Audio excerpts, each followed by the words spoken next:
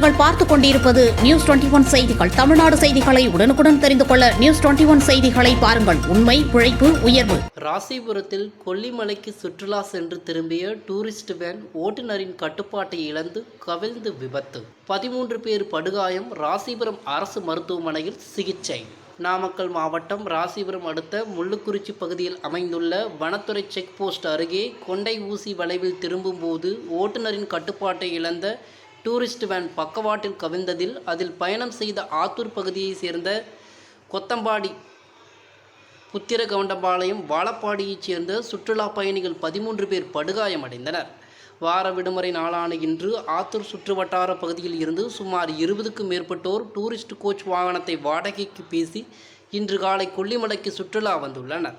இந்நிலையில் சுற்றுலாவை முடித்துக்கொண்டு வீடு திரும்பும் போது முள்ளுக்குறிச்சி அருகே உள்ள வனத்துறை செக் போஸ்ட் அருகே ஓட்டுநரின் கட்டுப்பாட்டை இழந்த வேன் பக்கவாட்டில் கவிழ்ந்ததில் இதில் பயணம் செய்த 13 பேருக்கு விபத்து ஏற்பட்டது. இந்நிலையில் சம்பவ இடத்திற்கு சென்ற ஆயில்பட்டி போலீசார் படுகாயம் அடைந்தவர்களை மீட்டு 108 ஆம்புலன்ஸ் மூலம் ராசிபுரம் அரசு மருத்துவமனைக்கு சிகிச்சைக்கு அனுப்பினர்.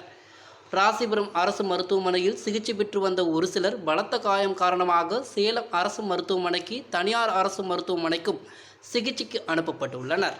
கொல்லிமலைக்கு சுற்றுலா சென்ற சொகுசு வேன் கவிழ்ந்ததில் 13 பேர் படுகாயமடைந்த நிலையில் அப்பகுதியில் உள்ள மக்கள் காயமடைந்தவர்களை விரைந்து மீட்டு அரசு மருத்துவமனைக்கு அனுப்பி வைத்தனர். நியூஸ் 21 செய்திகளுக்காக நாமக்கல் மாவட்ட செய்தியாளர் சீனிவாசன்.